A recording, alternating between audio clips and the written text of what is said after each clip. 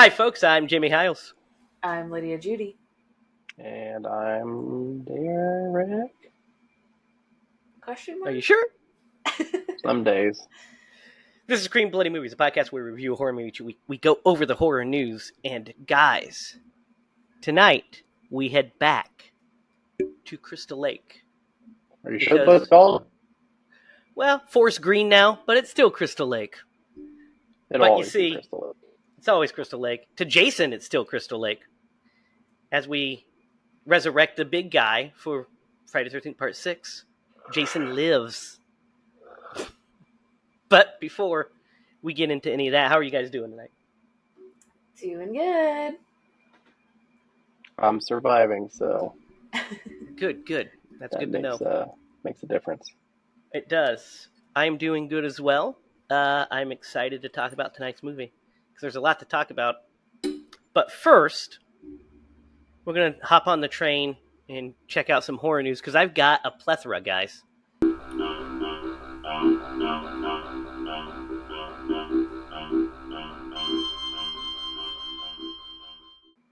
This is going to be shocking to you guys, but it's kind of wild.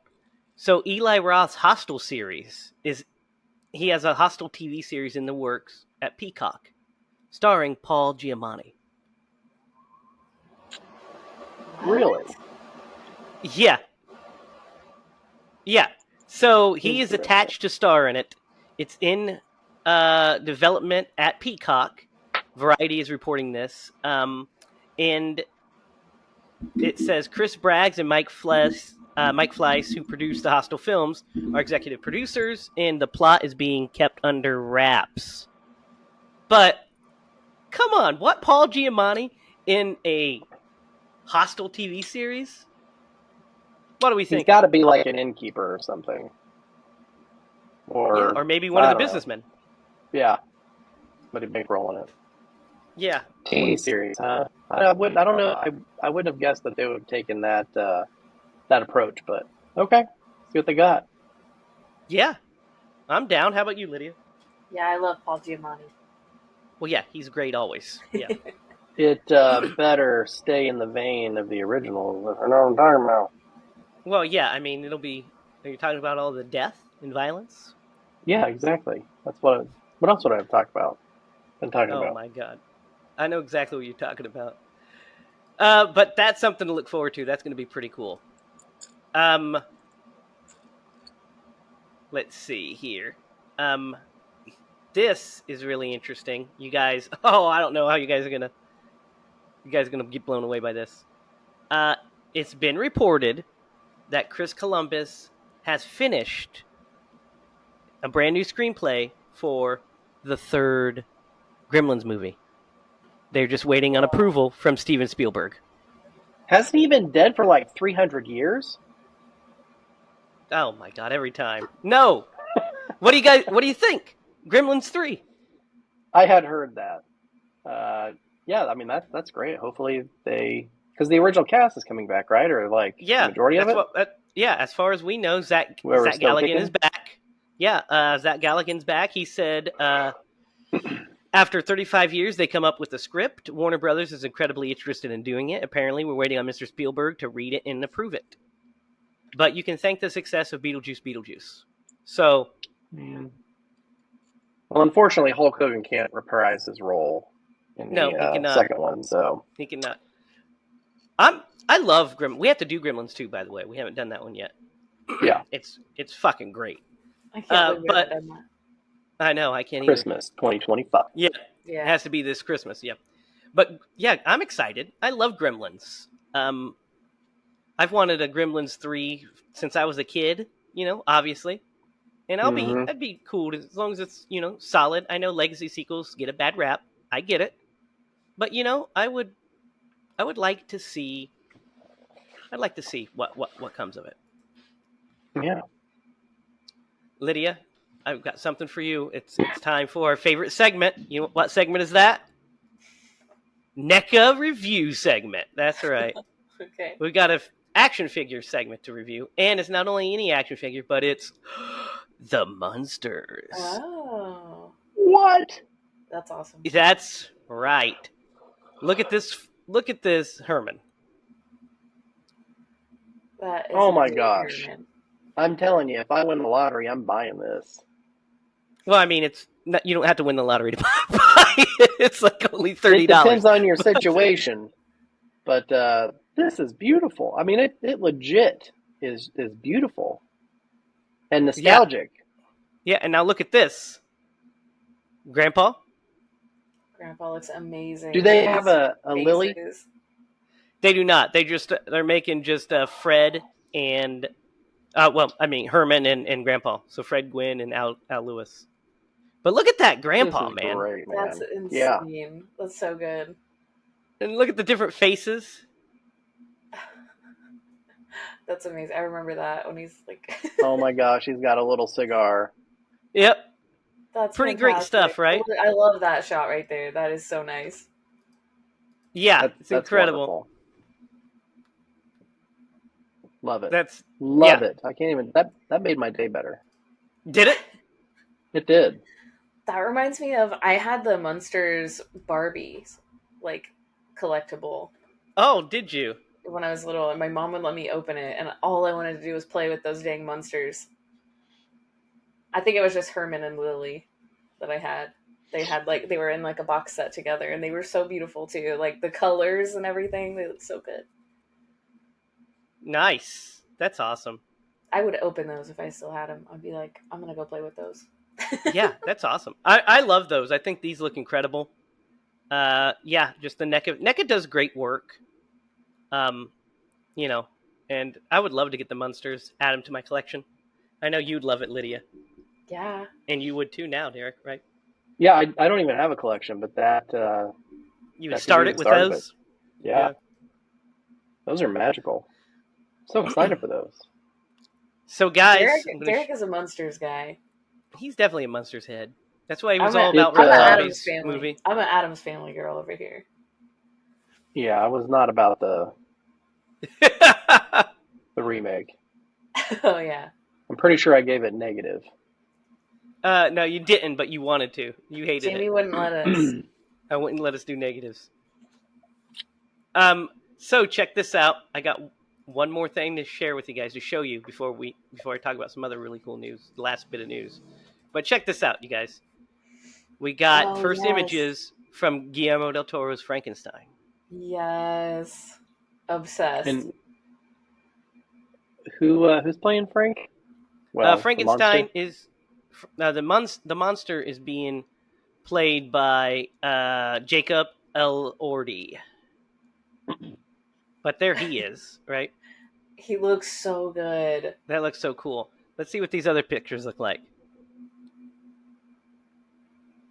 I mean, beautiful, right? I can't see it. Oh, yeah, that looks good. I can't see it. Look at this. Oh. Yeah. Interesting.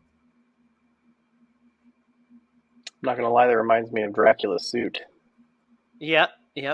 From Bram Stoker's Dracula. Wow, look at these definitely a statement. Look at these images. There's Mia Goth. I mean, my word, right? Very cool. Mm-hmm. I mean, yeah. Beautiful. Guillermo, I can't wait to see that. So that movie is coming out November of this year. So in a couple months, we'll get to see 4 months away. I can't wait. Yep, me neither. And then, guys, last bit of news. I wanted to share this with you. I wanted to share this last week, but I forgot to add it to the horror news. But I told Derek about this. He already knows. We're getting a Hellraiser video game. What? And not just a Hellraiser video game. It's called Hellraiser Revival. But it is a PS5 and Xbox Series X game. First-person survival horror action game. Starring Doug Bradley as Pinhead. Whoa. And the plot of this thing is that you are... Your girlfriend opens the Lamont configuration, right? And she gets trapped. And you have to go through trying to... you play as a character named Aiden. and you have to help her escape from the hellscape of the labyrinth. Oh But my during that gosh. time, you have to survive your bargain with the infamous Pinhead and do battle with the horrific cult devoted to the Cenobites. And That's gonna be insane. yeah, and I can't show much, but I want to show you just some of this like graphics here on this thing. Just look at that. Oh my gosh. Yeah. Oh, I mean, whoa. tell me look at Pinhead. The trailer is That out. looks so good. The trailer is out, and it is Doug. You hear Doug Bradley talking it, and it just looks amazing. And it's keeping with all the Hellraiser stuff. The trailer starts with some boobs too, Derek, just for you. Look at it perk up. What? No, what are you talking? Why would He's you say offended. that? But yeah, so it's definitely a M-rated game. You see yourself. So it opens basically with them having sex and then messing with the box afterwards, and then she immediately gets taken, and then it shows clips of like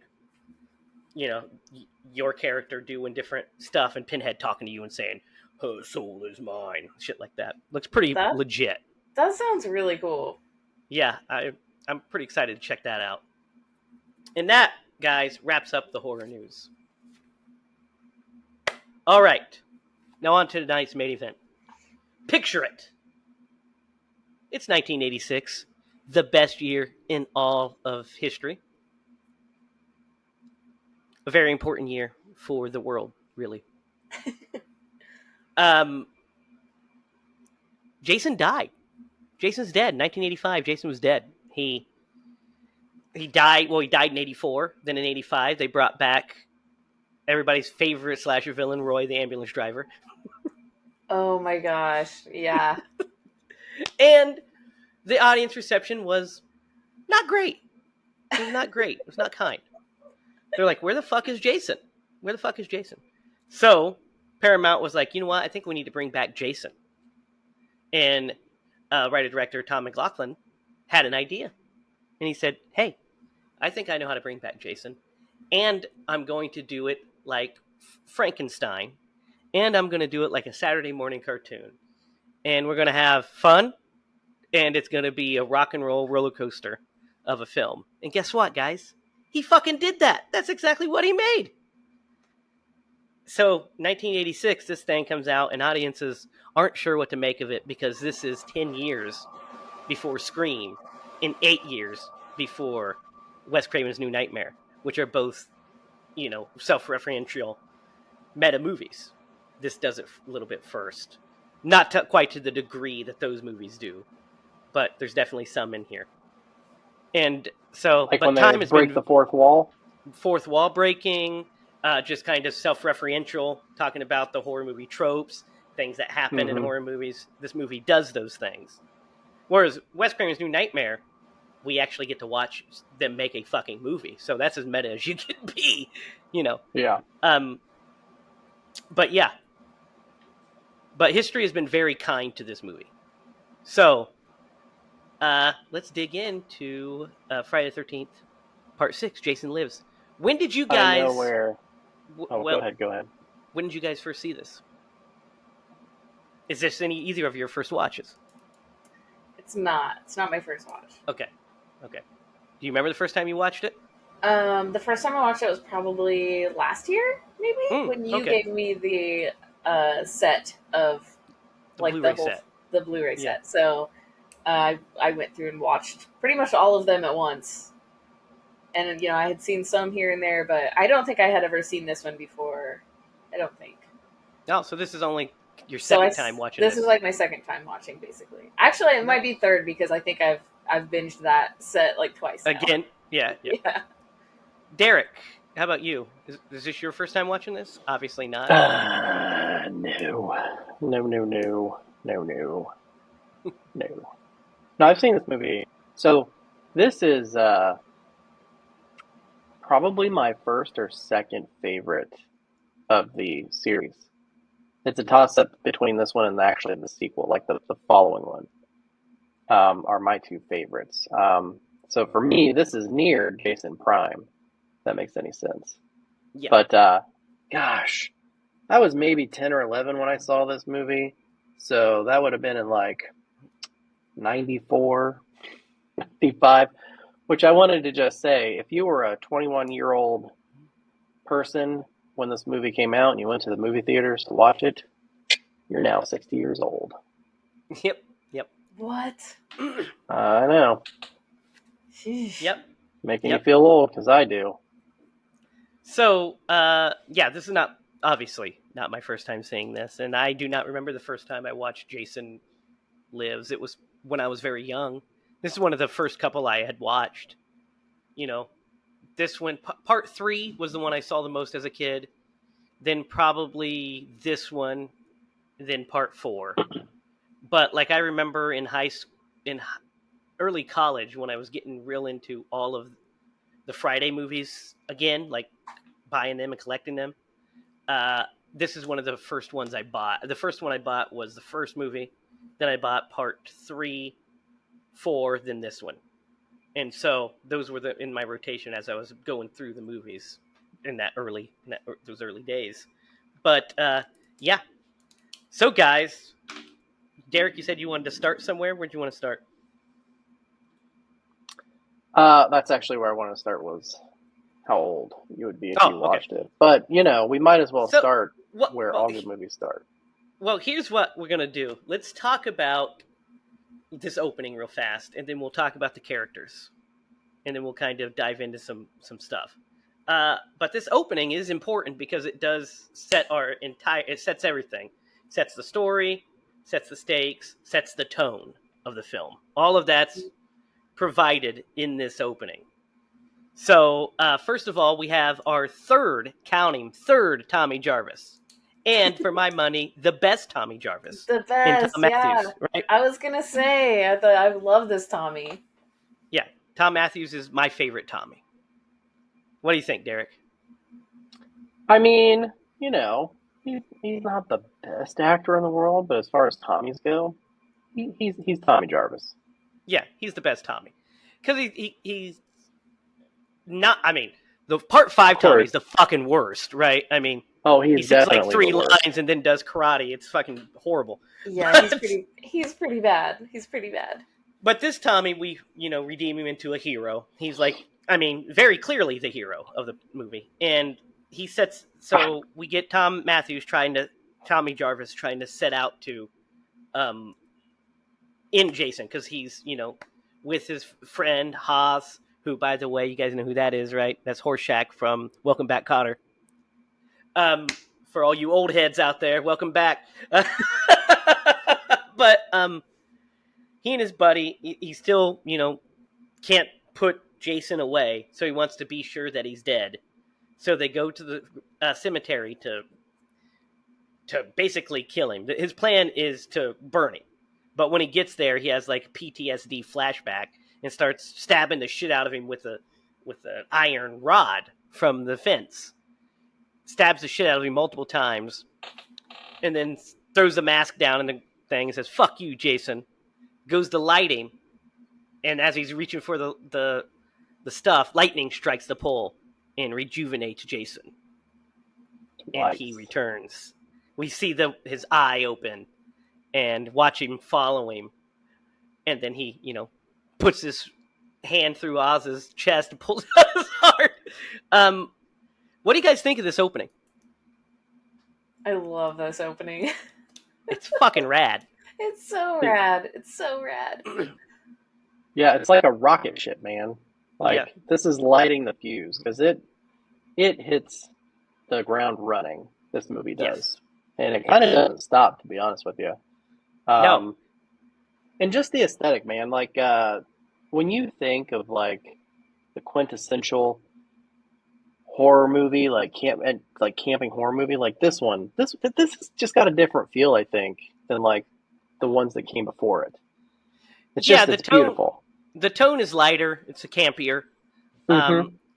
and so we get more of the jokes, but we still get we get a lot of good kills, Oh yeah. which we'll go through some of the kills.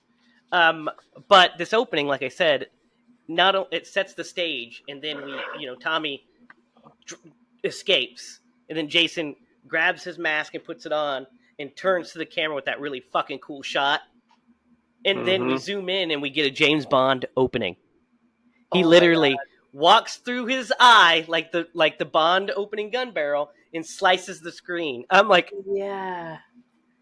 What amazing. in the world were they thinking when they did that? That's insane. It's incredible. No notes. Love it. That's insane, Jamie. Then insane. we get a great title song too. Like the Friday the 13th theme to this one bumps. It's a good one. Yeah. It's not on par with Friday the 13th Part 3, which has the fucking best. Mm-hmm. That disco. It's the best. But then we're introduced to our characters. So first, I've got to say, before we get into our main characters, you guys do recognize the deputy, right? Seems familiar. He's annoying as fuck. He's been in a movie we did a long time ago. One of my all-time favorites. Wait. Gosh, what is it? Derek, you're close. I know you can see it. It's his voice. Yep. Shebang. Yeah. God damn, I can't picture it, man. He plays Pastore in Wes Craven Shocker. Oh. He's the deputy, remember, that gets possessed? Nice. Okay. Pastore. You know who I'm talking about. That's funny. I've only seen that one once, so that's not very fresh in my mind. That's a really good one. You know what? Adam Green actually wrote.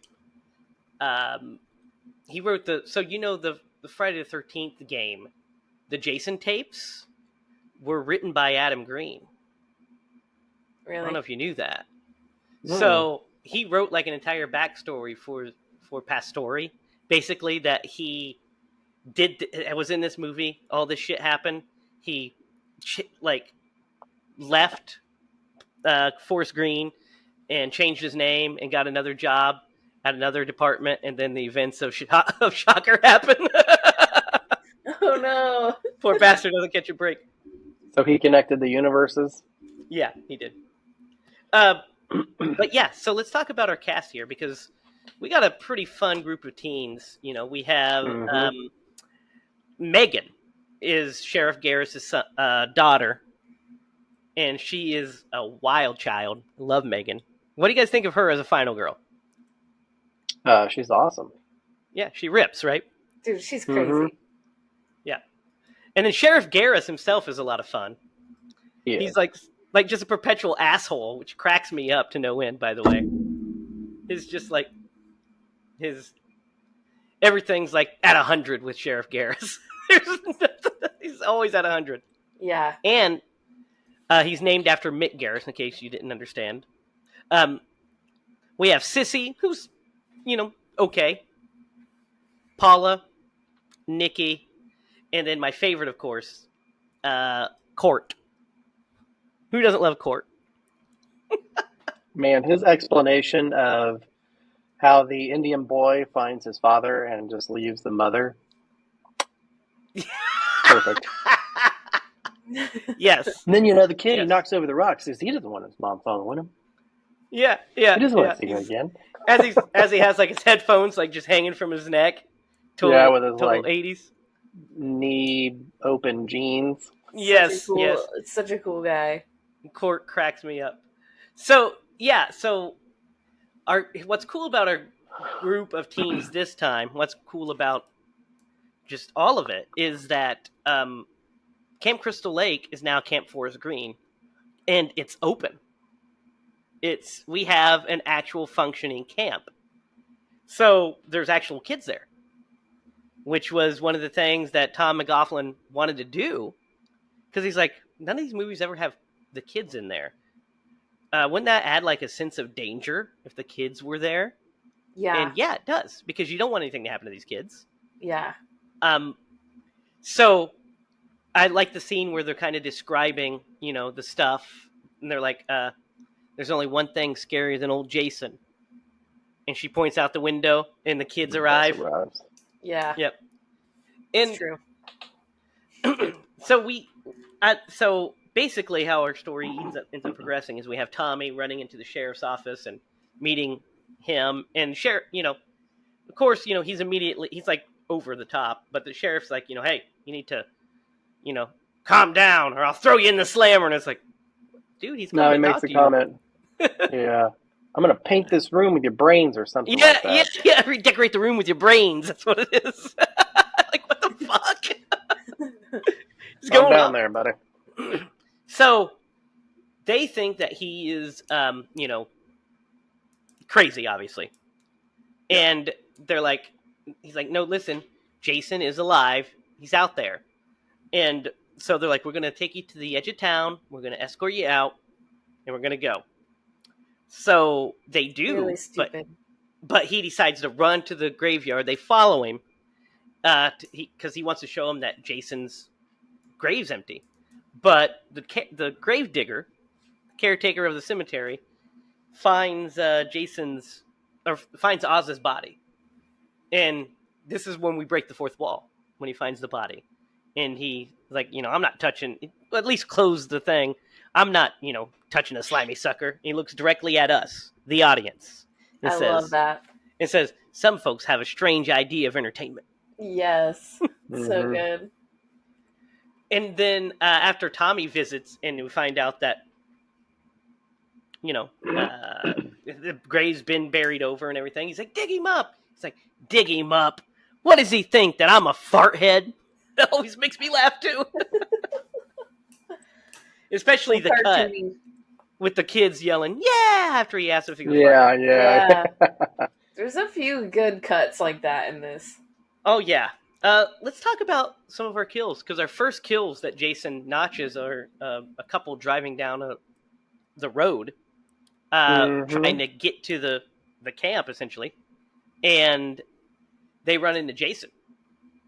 And, he's like, she's like, well, let's get out of here. I've seen enough scary movies to know this is not good.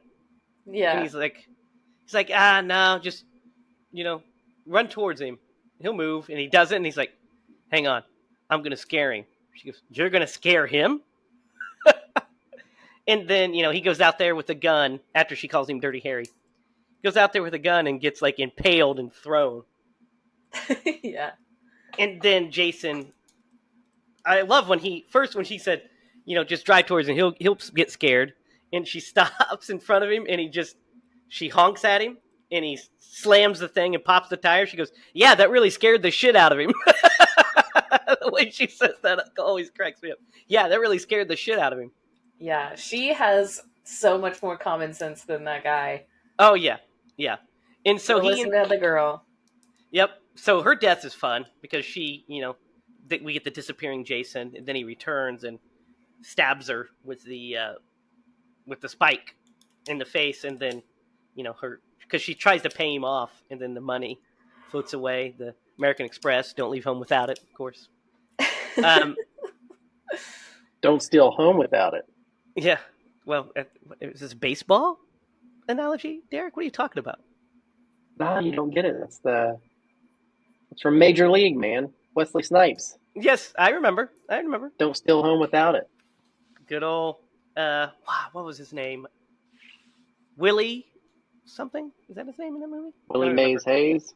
Yeah, I think that's it. That's it. Willie Mays Hayes. So that's the first kills. What do you guys think? Pretty fun kills, right? Oh yeah. And then this is where we're starting to see that Jason is no longer just regular Jason. He is now a supernatural force. Yeah. With extra strength. Because then we get the paintball scene, guys. Let's talk about this paintball scene. What do you think? Oh my gosh. Okay, I have a lot of thoughts on this one. Give them to me, Leah. Yeah, me too. Okay, well, I really like all of it, I think, except for, like, the guy who was just like, being a clown running around, like, with goofy music. I was like, I could probably go without that scene. Everything else I love that guy. Yeah, he's one of my favorites. I love how they're all like, this woman. Yeah, She yeah, Yeah. misogyny. shot us. She cheated. We're men. She She did so belongs in the good. kitchen. I'm like, Yeah. you guys deserve to get shot. Dude, the one guy that's dead, he's got the dead, and Yeah, he's he's like so with the Yeah, mad. machete. man. Yeah, and he's like, yeah, that's the one that was saying she belongs in the kitchen as he's like chopping fucking vines and shit, She and then he comes gets up his to arm the ripped off. yeah. When she goes up to the guys, she's like, "Don't be sore sports, guys." Like, Yeah, so and then they're welcome back. just, I'm hungry. They're just like kind of this banter, and then Jason drops down and does a triple decapitation. Yeah, triple. Fucks their Can you world up. imagine with the guy's machete? I know. Yeah, he And rips his That thing arm was off. so shiny. Yep, rips his arm off and slams his face into a tree and creates a smiley face. Yeah, what was There that is some about? really good humor because when he does that, Yeah. he like throws it, and the guy's arm comes off. He like looks at it like, huh? Well, that's because Didn't know I he's could I do love that. that. I he's love that discovering his scene. strength. He's discovering his strength. Like, oh, I Ugh, can that rip off moment. dudes' fucking arms. that I moment didn't is know so that. cool. Yeah, and then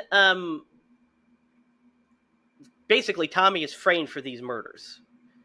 The police assume that it's him because they won't believe that Jason's alive because they think Jason was cremated, but he wasn't. He was, then they found out he was buried. And there was a whole subplot about this, by the way, which I'll talk about later about the Jason's burial because there's some interesting stuff.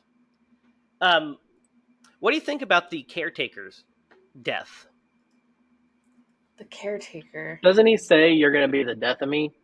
Yes, Right he's before- drinking his alcohol, and he Yep. ends it, and then he throws it, and it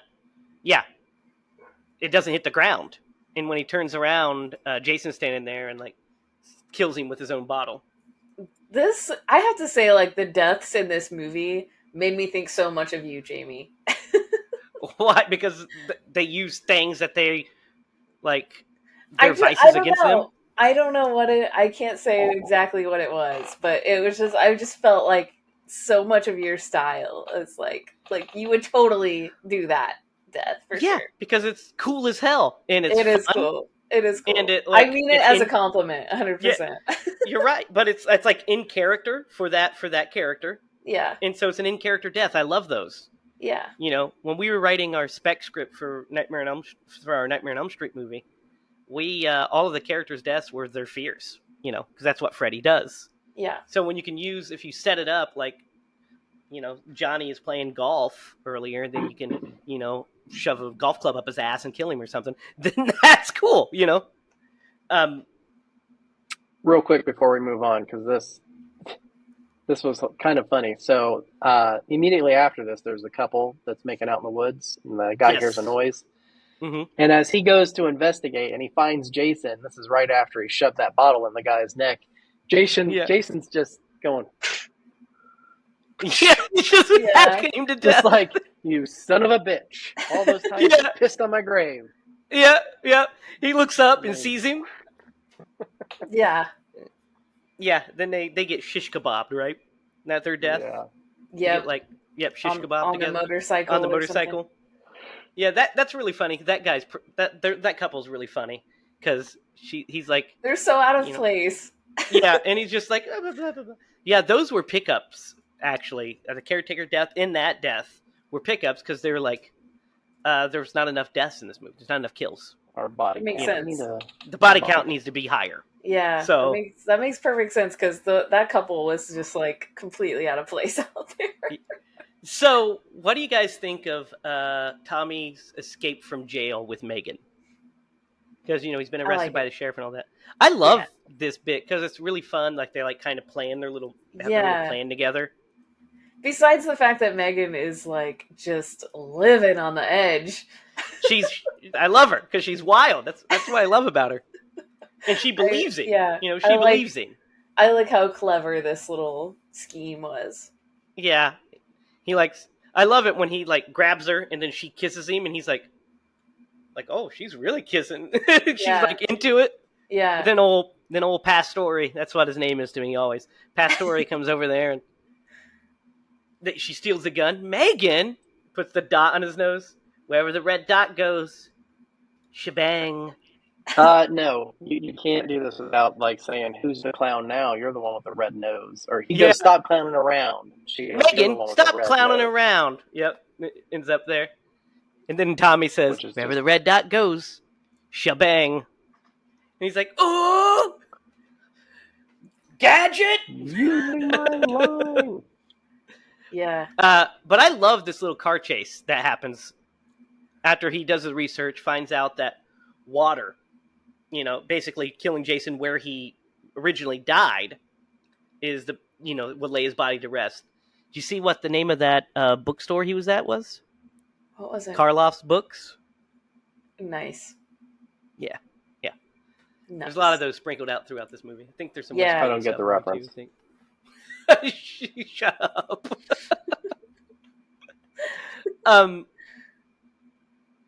Yeah. So this little chase scene is fun because we get like an Alice Cooper song, "Teenage Frankenstein," kind of like blaring as they're doing like their kind of high speed chase, Yeah. right? And Megan's like, "Get down," and he's like, raises, okay, has his head in her crotch. That was so dorky. Yeah, so cool. Love it. Love it. And then old sheriff, of course, catches him. And he's none too pleased. None too Yeah. pleased. Yeah. Meanwhile, they're trying to tell him they need to get back to the camp because Jason's on his way back. And he's making his way back right now. But first, he runs into Court and his girl because he hitches a ride in their camper. Guys, this camper scene is like one of my all-time favorites. Mm-hmm. So first of all, the girl's death is not the best. It's fun. But I love how, I've got to say this, I love when they're having sex, she's riding him and she's like, she's got to last for one more song. Then when the power goes out, he's like, "Oh, Court." He said, "What? That wasn't the end of the song?" That was really funny. And then, so he starts to, drive away, and Jason has hitched a ride on him. How did he get in that bathroom? He's Jason, man. He's supernatural at this point. Who knows? But the best part is, he slams her face through the wall, which is a pretty fun. Like, creates like an, I don't know, Like a metal indent. Metal indent, yeah. Yeah. And then he stabs Court in the ear with a. That was gnarly. That was really gnarly. But the best part is we get this cool freaking the whole camper. The camper flips. ramps. Yeah. Yeah. Mm-hmm. And crashes, and then it catches fire, and Jason's standing on top of it. And it's the best shot in the movie, guys. It's great. It really is great. So fucking cool. I remember being a kid and being like, "Yeah, like, that's the good stuff right there, Jason." Yeah. Yeah. Well, and the way he like busts that door right Yeah. off the hinges and Yeah. Pops himself up. It just makes sense at that point. You're like, well, how did he get in the bathroom? But then, like, the guy getting stabbed in the ear, and then the whole camper just, like, hitting the side and just ramping. You're just like, holy cow. And then he's, like, standing there. Yeah. So metal. Looking like a superhero. Yeah, yeah. You're like, yeah, this is the good shit. Yeah. So we get a bunch of cool deaths at the camp with the police officers. So we don't see what happens to Sissy. We know that because we know she gets thrown through the thing and pulled back. Then when they arrive, the whole cabin is just covered in blood. Oh, yeah, that's true. oh, don't we later see her head? We do, Sissy, but I feel like Sissy, we don't- we see her head get, like, ripped off or something. He's definitely carrying her body, but yeah. Yeah, because we get the whole cabin's filled with blood. Yeah, we When don't they see how arrive. that. We don't see. We how don't that see how it happens. Yeah, That's insane. yeah. He would just have And- like a little like arts and crafts session. I think is what happened Yeah, maybe. with these dead girls. We also have this cute little girl that is like, afraid of them. Basically this running thing where Sissy tells her, hey, if you're afraid, close your eyes and count to 10 or whatever, and then open your eyes and it'll be gone. So she's laying in bed, and Jason is in there with all the kids, and he's walking through, and she sees him, and he clocks her, and he goes up to her, kind of like his head tilted, walking up to her, and then she closes her eyes and starts counting, and he hears something, and he just walks away. And so Awesome. she's like, "Oh, it worked," Huh, Yeah, but she's still freaked out. of course. And then we get the two kids, the two smartass kids are really fun too. Yeah, They're They like are. under the bed, and he's like, "We're dead meat," yeah. Which is, I think, the opening of the Dead Meat podcast. It is. Yep. That's so great. It's Yep. yeah. Right. Doesn't from one the- of them say, meat. "So what were you going to be when you grew up?" Yes. Yeah, So what were you going Hilarious. to be when you grew up? that's hilarious. So these cops get like fucked up pretty bad. I like the one that gets like Jason throws a knife right in their head, and then Sheriff Garris, he decides to try to save Megan, and he like shoots him multiple times with a shotgun, and he just keeps getting back up and coming. Awesome. And so he starts to try to attack him with the shotgun, and Jason just grabs him and bends him fucking in half. I Mhm. hated that. Like a lawn chair. I It's wanted him such to a- live. Yeah, he's he's kind of a wild one, but he's trying to protect everybody. He's trying to protect all the kids, Trying to trying to protect protect his daughter. Yep. Like And then he specifically, gets- he was like, "Where's my daughter?" Like, Yeah, he gets all like freaking bent in half. He's done for. And then Yeah. Tommy goads Jason into the pond, calling him a chicken shit and a pussy and stuff. works every time. It does. Jason's like, he's like, "It's me you want, remember?" Then he starts calling him maggot head, which is the all-time greatest insult. Come on, maggot head. Yeah, well, because at the beginning, when you see him in the grave, he's got like maggots all over him. It's like the nastiest thing. I was kind of like, my stomach turned when I saw that, and I don't usually get that reaction. Yeah, Ugh. yeah. It's just funny the way he's like, "Did you just call me fucking maggot head? Yeah. I'm coming to you, Tommy." Yeah. And it's really cool that he sets the fire around the boat. It looks really cool. I don't really know what the purpose of it was, but it looks great. Right. Because Very ritualistic. Yeah, It's like, was it for light, or was it like so that if he Maybe, pops up maybe. in the fire, maybe it'll Maybe. hurt him? yeah. Well, because he had just looked at one of those books hmm that he had. So I'm sure it was like, oh, to rest this, Oh, whatever Jason is, yeah. this ritual, you got to put him back where he back first from where he drowned first and- died. Yep. anchor him Yeah. with a ring of fire. Yeah, I don't know about the Ring of Fire part, but yeah, the He was Jason- listening to Johnny Cash. He What was. happened. so Tommy is able to get the chain around Jason's neck, Finally. but Jason pulls him under, Yeah. and Megan has to go and save him. We get that bit where she uses the motor to like, cut him up and release Tommy, and then Mhm. they have to revive him, and he's alive and well, and we kind of pan through, and we see Jason's eyes still open, and then we end. Yeah, like you said, Derek, the movie's like a rocket ship. It just kind of moves from point A to point B. Does. And we get those camping scenes that slow things down to breathe, but they're not important for our purposes, so we're not going to just discuss them except for the funny one you talked about. But yeah, anything else you guys want to talk about before we start like kind of rating it and talking about the vibe in general? They tiptoed around this because, there's kind of a debate. Would Jason attack a child? Mm-hmm. I would say no, but they do tiptoe around that because at one point, because he leaves the girl, right, as he's walking through the cabin, and then he goes in there again, and then that's whenever like Megan and she goes to go in there to save the kids and Yeah, save the kids, yeah. So, yeah, I mean, it would depend, I guess, on your interpretation of Jason. Is Jason pure evil, or is Jason a force of nature, right? Mm. And he's a kid himself, right? Yeah. pretty much. He's a He stunted. still has kind of that weakness of the Yeah. memory of his death. Yeah. Yeah. So That's why I say you never know. he would not. I would like to Yeah. believe he wouldn't either, but Has he What do you ever think, killed Kay? a kid? no, he tries to kill Tommy Jarvis when he was a kid. Yeah. What's happening here? There we go. But so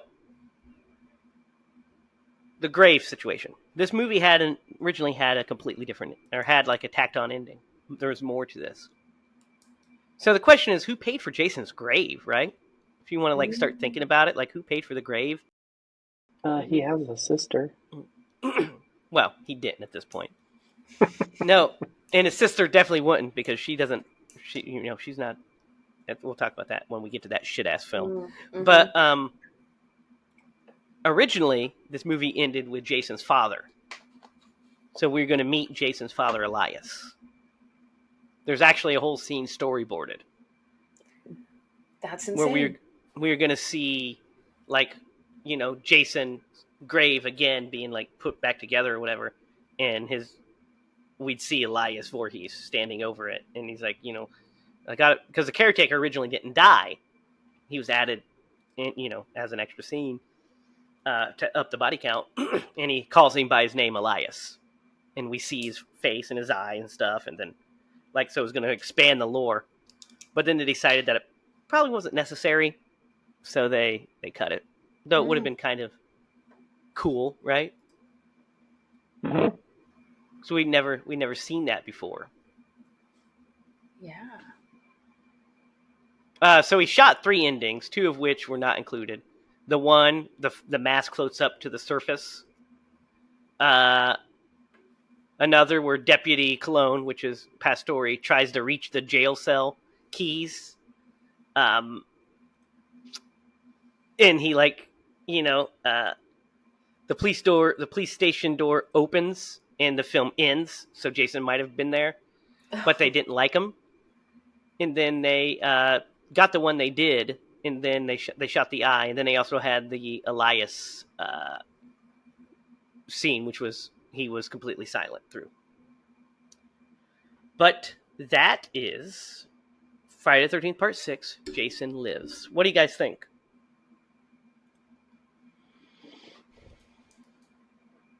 You want me to go first? Yeah, sure. So this movie rocks. It just, like I said, it's super fast paced. That opening scene is just pedal to the metal. And I think Jason looks really great. He does. In this, I think he looks his best, personally, in the next film. Yeah, C.J. Graham plays Jason here, by the way. Yeah. But he is brutal. He is, he's imposing. He's very scary. And this movie has got, a little bit of humor whenever, sprinkled, but it's not like, it's not overly, it's not done like in a bad way. It's sprinkled throughout the film, which is just great. For the most part, I thought everybody did pretty great on the acting. I'm going to give this movie, the last Jason movie that we... Last one was Part 5. We did not give it high marks, I don't believe. Yeah. I do not believe. Friday the 13th Part 5 I gave it the highest, which was a 6. Mm-hmm. Lydia gave it a 4, you gave it a 5. Wow.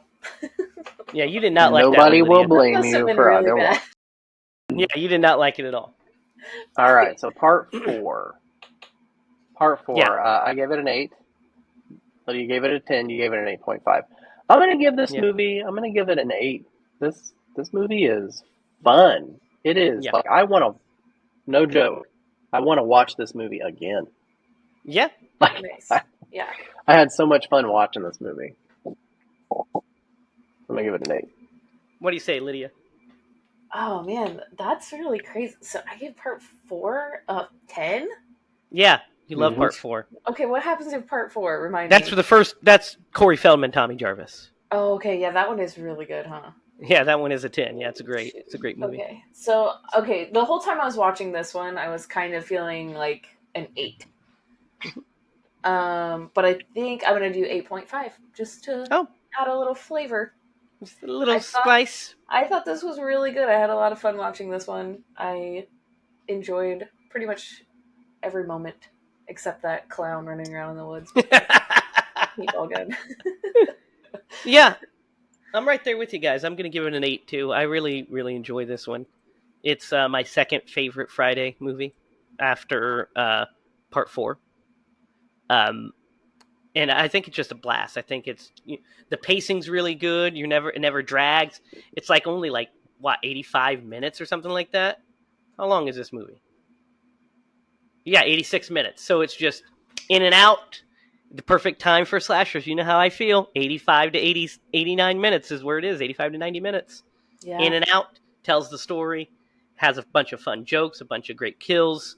A really great looking Jason. Some good character beats. Yeah, it's a lot of fun. Great soundtrack. Alice Cooper also does the ending song. He's back, the man behind the mask. He's back, the man behind the mask. Yeah, great stuff. A lot of fun. So, guys, it's time to agonize this movie. Thrill me. And we know who we're going to say. Who would Tom Atkins play in this movie? Sheriff Garris. Shit. Yeah. Yeah, easily. He'd be great as Sheriff Garris.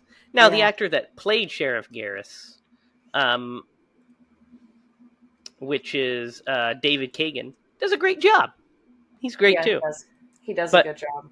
But Tom Atkins, Tom Atkins, though, come on, Tom would Atkins. have knocked it out of the park. Yes. So, Derek, I dread to say this, but it's your pick. What are we gonna watch next week? That is so mean that you would say that. And guys, I've got the perfect movie for us to watch next week. Uh-oh. I'm sure you do. What is it? All right. So, you will never have heard this movie in your life. So, I'm going to have to share my screen so you guys see what it is. No. So, I was randomly like scrolling through Facebook. I don't know where this was. But like came across like a weird scene and I was like, well, what is this movie? So I had to look it up. All right, you guys ready for this? Yes. I think so. I submit for the Midnight Society. Slime City. Fucking God! No, no. This looks bad. This Looks bad. beyond A horror terrible. film with guts. Oh, gosh. Is it in English? I don't actually know that Oh, for yes, sure. it's English. Yeah, it's English. It's a serio comic gore saga. How? It says it's repulsive, so it might be okay. It is on Repulsive Tubi. is not Plex. how I like my movies to be described. A student moves into a rundown building in New York City. His bizarre neighbors make a concoction in their apartment they call wine, but when he takes some of it, he turns into a deformed, murderous monster. Slime City, guys. This looks bad. That's what makes it so good. All right, so quit sharing your screen. We will check out Slime City. This Derek one already will be told us free. it's streaming on Tubi. So Okay. streaming on Tubi, we're good to go. Slime City. So be sure to check. Be sure to check that out on Tubi for next week. Join us on Facebook at HiLa Productions. Join us at Facebook at HiLa Productions and join us online at HiLaProductions.com, where you'll get all of our upcoming news, including our feature film that we are working on, Secret Admirer. After this episode, at the end of this episode, you will see the opening scene to Secret Admirer. Click on that, check it out, comment, like, share, and subscribe. Tell your friends to come check us out. Tell us what movies you want us to do. And tell us Please. what you think about Friday the 13th. Please tell us movies you want us to do that aren't Slime City. So check out Slime City. And until next time, for Derek Lemaster and Lydia Judy, I'm Jamie Hiles. Remember, if you're going to scream, scream bloody movies.